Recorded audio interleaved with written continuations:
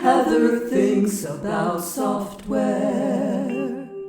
Tesla filed its first patent infringement lawsuit last week, and the story behind it is unique. Almost 10 years ago, Tesla freaked out almost every intellectual property lawyer in the business by making its "All our patents belong to you" patent pledge. The pledge said anyone could use Tesla's patented inventions free of charge. It was an unprecedented move. By all accounts, Tesla CEO Elon Musk made this pledge without consulting his patent lawyers. I think it's possible that the worst day ever in any lawyer's life was for the in-house IP lawyers at Tesla who woke up to see that post. But they wrote up a formal patent pledge and published it. This wasn't Musk's first airdrop of IP or his last. He had also declared the Hyperloop transportation project to be open source. At the time Musk made this announcement, unilateral, free-of-charge patent pledges were not unheard of, but they usually came from companies in the open-source software world, like Red Hat or IBM, to allay the fears of open-source communities.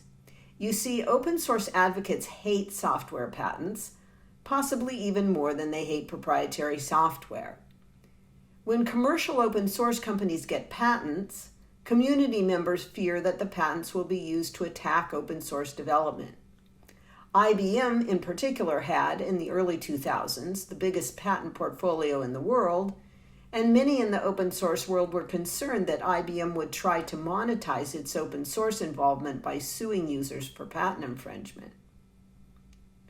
By the time the lawyers did their spin control, the Tesla patent pledge looked a lot like other patent pledges of the time. In particular, it had what was called a defensive termination provision. You see, patents are often used as a kind of mutually assured destruction strategy. Lots of companies have patents for what they call defensive purposes. If Company A sues Company B for patent infringement, Company B sues back. All this assumes that both companies have products that can infringe each other's patents, which is common when two companies are selling similar products. This strategy does not work for patent trolls, of course, because they don't have any products that can infringe. So defensive termination provisions do nothing to deter patent trolls from suing. Remember that patents are what we call negative rights.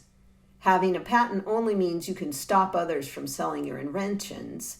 It doesn't mean that you have any products of your own or the right to make any products of your own.